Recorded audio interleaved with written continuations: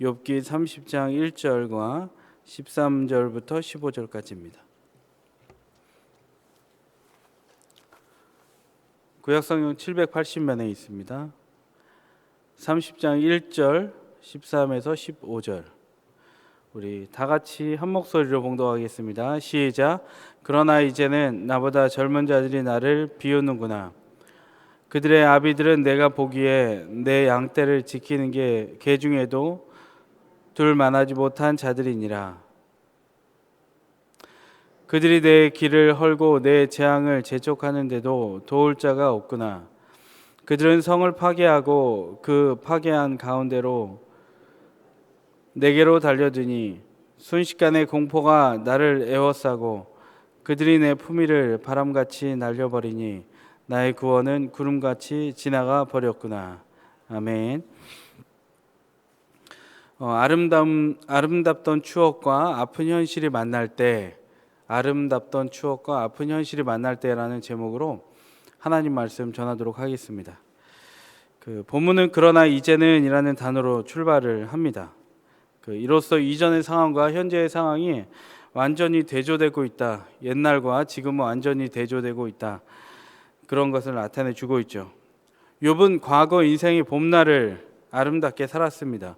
자식이 10남매였고 농사도 잘 됐고 가축도 잘 길렀습니다. 욥은 이웃도 돌봤습니다. 자기 혼자 잘 먹고 잘 살지 않아서 어제 본문 29장에 보면 부르짖는 빈민과 고아를 건져줬고 기쁠 것 없는 망한 자와 과부도 그로 인해 기뻐했습니다. 망한 사람이 뭐가 기쁘겠습니까? 과부가 뭐가 기쁘겠습니까? 근데 욥 때문에 기뻤다는 거죠. 맹인의 눈이 되었고 다리 저는 사람의 발이 되었습니다. 빈궁한 자의 아버지가 되었고 모르는 사람의 송사도 돌봐주었습니다. 아는 사람의 송사가 생겨도 우리는 피하기 마련인데 욥은 그러지 아니했던 거죠. 17절에 보면 불의한 자의 턱뼈를 부수고 노획한 물건을 그 이새에서 빼내었다고 말하죠. 순수하고 순하고 동정심 많고 착하기만 해서 도와준 게 아니라 불같이 화내는 그의 모습을 볼 수 있었고 그런 모습을 통해 그는 균형 잡힌 신앙인이었구나라는 걸 볼 수 있습니다. 우리 믿는 그리스도인도 마찬가지입니다. 순하고 착하기만 한 것이 온유하다 그것만 따라서 우리가 아무 소리도 못 내고 살면 안 됩니다. 우리나라 독립운동 할 때도 3.1운동 때 많은 사람들이 그리스도인이었습니다. 하나님의 공의를 위해서 목숨을 걸었다는 거죠. 독일의 디트리 보네퍼라는 신학자가 있고 목사님이 있는데 히틀러 암살을 위해서 준비하다가 공의를 위해 준비하다가 형장의 이슬로 사라진 것도 볼 수 있습니다. 누가 그를 잘못했다고 할 수 있겠습니까? 또 우리가 가까이 있는 예수님이 예루살렘 성에 가셨을 때 장사치들을 보았습니다. 성전에서 예배보다 돈 버는 거 중요했던 거죠. 그들을 보고 거기에 있던 모든 상들을 둘러 엎었습니다. 그리스도인들도 이런 균형이 우리 가운데 있어야 할 줄로 믿습니다. 여러분 어쨌든 당대 욥은 지위가 있었던 사람이고요. 많은 사람들에게 존경을 받았습니다. 도와주면서 살았으니까 그랬겠죠. 욥은 그런 지난 날을 오늘 회상하는 거예요. 아름답던 추억이었다. 29장에 보았더니 이런 이야기들이 있었습니다. 그가 거리를 지날 때 젊은이들이 자리를 비켜주었고 욥보다 나이가 많은 노인들도 가만히 앉아있지 않고 일어섰다. 그러니까 청년들은 이제 본문을 그대로 보면 젊은이들이 욥을 보면 숨었다라고 하는데 이것은 이제 원어를 해석하면 자리를 비켜주었다. 잘 지나가실 수 있도록. 나이 많은 노인들도 앉아서 욥을 맞이한 것이 아니라 다 같이 일어났다는 거예요. 그러니까 욥에게 경의를 표했던 거죠. 존경받는 사람이었어요. 그리고 29장에 또 보면 귀가 들은즉 나를 축복하고 눈이 본즉 나를 증언하였나니 귀가 들은즉 나를 축복했다. 이건 뭐냐면 길을 지나가면 사람들이 자기를 칭찬하는 소리를 욥이 들었다는 거예요. 아, 욥이 대단하다. 그런 얘기를 들었겠죠. 우리 이번에 우리 집이 욥한테 어떤 도움을 받았다. 아, 정말 욥을 축복한다. 이런 얘기 했겠죠. 그리고 나를 증언했다. 이거는 욥은 정말 좋은 사람이야. 많은 사람들의 입에 좋은 얘기가 오갔겠죠. 우리는 보통 이제 셋이 얘기하다가 한 명 화장실 가기도 힘든 게 현실인데 왜 힘들죠? 내 얘기 할까봐 못 가잖아요. 근데 여기는 욥은 그런 걱정이 없었어요. 있으나 없으나 다 칭찬했다는 거죠. 욥에게는 그런 기쁨이 있었을 거예요. 아, 내가 이 사람들에게 받아들여지는구나. 내가 수용되는구나. 이 기쁨이 너무 크지 않습니까? 어디에 모임에 갔는데 나를 반가워해요. 나에게 좋은 얘기를 해줘요. 그러면 나는 수용되는 기쁨이 있습니다. 수용의 기쁨이 있는 거예요. 교회에도 새 가족이 왔어요.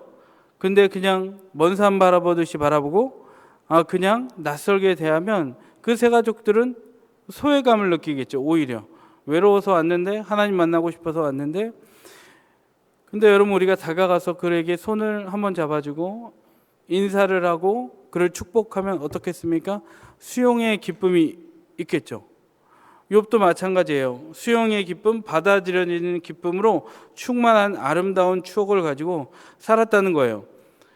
그러면서 이렇게 남도 돕고 가정도 잘 보고 농사도 잘 짓고 가축도 잘 돌보니까 하나님이 부를 허락하신 겁니다. 그러나 여러분 그 부는 영원하지 않아요. 바람에 날아갔습니다. 자식도 가축도 다 죽게 된 거죠. 아끼던 사람들도 등을 돌린 거죠. 여러분 이게 욥의 아름다운 추억이었으나 이제는 또 그의 삶에 새로운 역전이, 부정적인 역전이 시작된 거죠. 여러분 오늘 본문에서는 아름다웠던 과거와 달리 자신의 처참한 현실을 열거합니다. 이제 나는 처참하다. 아름다웠던 추억이 있었던 반면에 이제는 나의 아픈 현실이 시작된다. 이거를 오늘 본문에서 얘기해 주고 있어요. 여러분 성경을 한번 보시고요. 1절을 읽겠습니다. 어떻게 변하는지 보겠습니다. 1절 시작. 그러나 이제는 나보다 젊은 자들이 나를 비웃는구나. 젊은 자들이 이전에 어떻게 했습니까? 숨었습니다. 그가 가는 길을 자리를 피해 주었습니다. 잘 지나가시라고. 우리나라도 보면 연장자에 대한 이렇게 그런 예우가 좀 있습니다. 웬만하면 불합리해 보여도 일단 연배가 높으면 존중은 해줍니다. 여러분 창세기가 기록된 욥이 기록된 이때는 이 창세기를 배경으로 하고 있는데 이때 중동의 시대에는 당연히 연장자를 이게 높였습니다. 연장자들이 하는 말은 다 들었어요. 이삭도 아브라함이 했던 말을 거역하지 않고 모리아의 한 산에서 죽어가면서도 곧 죽을지라도 아버지의 말에 철저하게 순종했던 것 같이 연장자는 높임을 받았습니다. 그런데 오늘 1절에서 젊은이들이 이전에는 피해 주다가 이제는 욥을 어떻게 하고 있습니까? 비웃고 있습니다. 이 젊은이들은 어제까지만 해도 욥에게 도전을 받던 사람이었어요. 내가 욥처럼 되리라. 우리 모델링 하잖아요. 우리도 크면서 이 사람처럼 되고 싶다. 근데 오늘은 등을 돌렸어요. 왜요? 그가 다 잃었으니까. 힘없는 사람이 되었으니까. 1절 하반절에 보면 그들의 아비들은 내가 보기에 내 양떼를 지키는 개 중에도 둘만하지 못한 자들이다. 우리가 아까 읽었잖아요. 젊은이들이 나를 비웃고 있는데 저들의 아버지를 내가 알아. 근데 저들이 어떤 사람이냐면 우리를 돌보는, 나를 돌보는 개들 중에도 두지 못할 만한 그렇게 비천한 사람이라는 거죠. 3절 4절을 보면 같이 읽겠습니다. 시작. 그들은 곧 궁핍과 기근으로 인하여 파리하며 캄캄하고 메마른 땅에서 마른 흙을 씹으며 떨기나무 가운데에서 짠 나무를 꺾으며 대쌀이 뿌리로 먹을거리를 삼느니라. 그들은 가뭄으로 인해 먹을 것이 없어서 어떻게 끼니를 연명했냐면 흙덩어리를 입에 넣고 씹었습니다. 지금도 아프리카에서는 먹을 것이 없어서 아이들이 흙 뭉치를 주워서 먹고 있어요. 당시에 여기 있던 그 욥을 비난하던 사람들은 먹을 것이 없어서 흙덩어리를 씹던 사람들이었어요. 5절에서 8절을 눈으로 보시면 그들은 도둑들에 의해서 고향 마을에서 쫓겨났어요. 굶주린 가운데 울부짖었습니다. 그들은 특히 이름이 없었습니다. 고대에 이름이 있다는 것은 소유권이 있고 보호권이 있다는 거예요. 그리고 이름이 있다는 것은 나는 이런 가문의 자식이다라는 것을 증명할 수 있었어요. 근데 이들은 이름이 없는 자들이었어요. 욥은 오늘 왜 이 사람들을 열거했을까요? 이 얘기하는 거예요. 야, 다른 사람은 몰라도 너흰 그러면 안 되지, 이 얘기하는 거예요. 내가 너희를 지금까지 어떻게 돌봤는데, 너희는 비참한 인생들이었잖아. 먹을 것 없고 고향에서 쫓겨난 사람들이었고 가난한 자였고 눈먼 자였고 송사당한 자였고, 근데 내가 너희들을 일일이 다 도와줬는데 너희들이 어떻게 지금 나를 배신할 수 있어? 이 얘기하는 거예요. 여러분, 우리도 그럴 때 있지 않습니까? 내가 정말 지극정성으로 돌본 사람이 있을 수 있어요. 그런데 그 사람이 나를 어느 날 갑자기 등을 돌려요. 무슨 얘기를 들었는지 갑자기 표정이 싸늘합니다. 오늘 욥이 이런 반응이었다는 거예요. 예전엔 비켜주던 사람이 이제는 나를 대놓고 욕합니다. 9절에도 보면 그를 비난하는 노래까지 있었다고 해요. 우리나라가 1930년대 일제 강점기에 있을 때 금지곡들이 있었습니다. 아리랑 같은 거, 민족 감정을 고취시켜서 일본을 일제를 무너뜨리기 위한 그런 노래다라고, 그 노래의 위험성 때문에 일본이 금지곡으로 만들어 버렸습니다. 지금은 다 풀리게 되었죠. 노래가 그렇게 사람의 감정을, 한 인생을 무너뜨릴 위대한 능력이 있어요. 우리나라가 대북 방송을 하잖아요. 북한이 그걸 제일 싫어합니다. 대북 방송을 하면서 남한에 있는 이야기를 해주고 연예인들을 이야기해주고 노래까지 부르고, 그러면 그것에 의해서 북한의 병사들의 마음이 흔들려요. 오늘 그거예요. 사람의 인생의 가치관과 근간을 흔드는 노래까지 만들어졌다는 거예요. 10절 보면 그들이 나를 미워하여 멀리하고 서슴지 않고 내 얼굴에 침을 뱉는도다.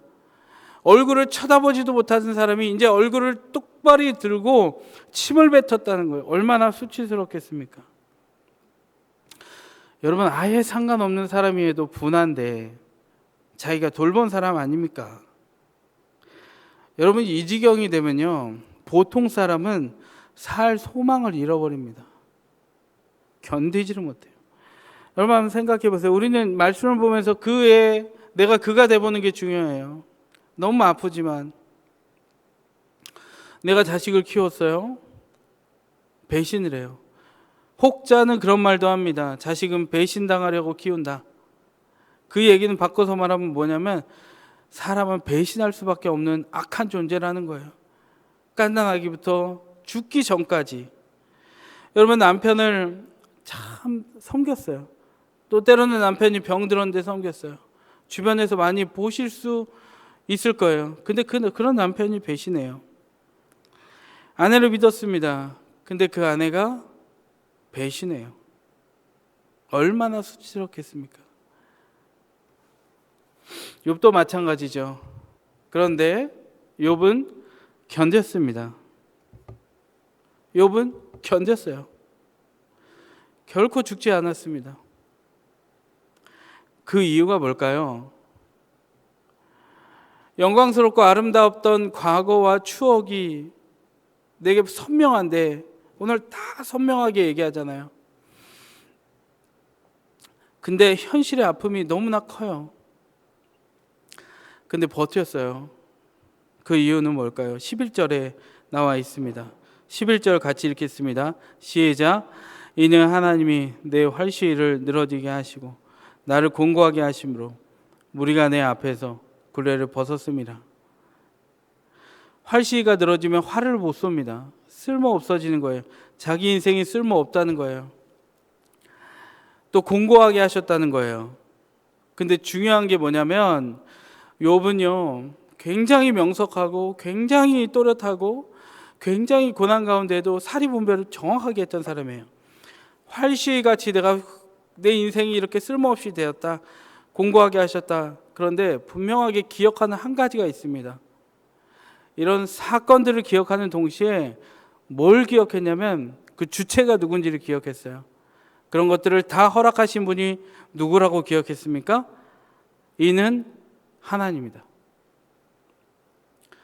욥은 비록 자신을 조롱하는 사람들 가운데 둘러싸여 있습니다. 근데 한 가지 잊지 않았습니다. 뭘 잊지 않았어요? 누구를 잊지 않았어요? 하나님이란 분. 고난의 시작 하나님. 여러분, 우리도 마찬가지예요. 딱 오늘 그냥 주제 포인트, 내용의 포인트만 딱 보면 여러 가지 보지 않아도 우리 인생에도 욥 같은 인간관계 있지 않습니까? 지금도 여러분 배신당해서 등지고 사는 사람 있지 않아요? 내가 지금까지 교회에서 얼마나 섬겼는데, 또 때로는 내가 전도하는 한 사람인데, 여러분 배신당한 느낌, 배신당한 관계 때문에 말 한마디 하지 않고 지내는 사람이 있지 않습니까? 여러분 신앙생활이 제일 힘든 게 뭐예요? 집과 교회가 멀어서 힘듭니까? 아니면 여기 3층까지 걸어 올라오는 게 힘듭니까? 아니면 교회 여름엔 덥고 겨울엔 추워서 그게 힘듭니까? 아닙니다. 가장 힘든 게 뭐냐면 인간관계가 제일 힘든 것 같아요. 사회생활도 마찬가지고요. 그런데 오늘 분명한 것은 욥도 똑같은 일을 겪었어요. 그냥 배신당했거든요. 자기가 돌보던 사람. 집에서는 얘기 들었겠죠. 여보, 당신은 우리 집에 할 일도 많은데 왜 밖에 있는 사람 송사까지 따라다녀? 왜 우리 사환 보내서 도와주게? 이런 얘기도 들었겠죠. 그런 사람들에게 배신당한 거예요. 그런 남편에게 배신당했고, 그런 아내에게 배신당했고, 그런 자식들에게 배신당한 거예요. 이때 어떻게 했냐? 한 가지. 이 모든 시작은 하나님께 있다. 다른 말로 얘기하면 이 모든 것을 하나님이 아신다. 일의 시작이 하나님으로부터 왔으니 과정도 아시고 결론도 하나님으로 끝난다. 여러분 아멘이십니까? 저는 이것을 믿음이라고도 얘기할 수 있지만 인식했다라고 이야기하고 싶어요. 믿었다 이런 것도 중요합니다. 근데 그가 분명하게 계속해서 인식했습니다. 그러면서 견뎠어요. 여러분 말씀을 맺겠습니다. 성경을 잘 읽는 비결이 뭔지 아십니까? 팁을 하나 드리겠습니다. 이게 신학교 한 7년, 8년 넘어서 터득할 수 있는 게 아니라 몇십 년 걸쳐서 터득한 방법인데 그게 뭔지 아세요? 성경을 잘 읽는 방법은 외국의 유명한 학자가 얘기한 것도 아니에요. 바로 이거예요. 뭐냐면 견디는 거예요. 집중이 될 때까지. 성경은 눈으로 읽는 게 아니라 뭘로 읽을까요? 엉덩이로 읽어야 돼요. 자, 공부는 뭘로 해야 될까요? 천재가 아니면요, 대부분의 사람들은 공부는 엉덩이로 하는 거예요. 집중이 될 때까지. 집중이 될 때까지. 지난날 아름답던 추억과 오늘 아픈 현실이 만나는 오늘을 내가 살고, 아름답던 추억과 아픈 현실의 온도차가 너무 커서 그것이 충돌해서 내 삶에 비가 내릴 수도 있습니다. 불안이라는 비가 내릴 수 있습니다. 그런데 그때 어떻게 해야 되냐면 하나님을 의식하십시오. 하나님 다 아신다. 그래서 그 불안, 그 배신감 그냥 들고 하나님께 나아갑시다. 그것을 들고, 불안과 배신감을 들고 하나님 앞에 나아가서 하나님을 의지하는 기회로 삼기를 바랍니다. 공포와 불안, 오늘 우리 읽지 않았지만 이 15절까지 나온 단어 중에 공포가 있어요. 그런 공포와 불안은 결국 하나님 앞에 나아갔을 때 구름처럼 바람처럼 사라질 줄 믿습니다. 그리고 신자의 품격을 잃지 않고 욥과 같이 견딜 때 인내는 연단은 소망을 이루는 삶을 살게 될 줄 믿습니다. 기도하겠습니다. 하나님,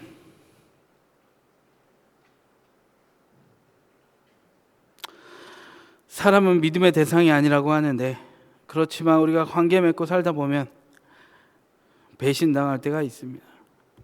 남편도, 아내도, 아이들도, 친척도, 또 우리 교인들 관계에서도 배신당합니다.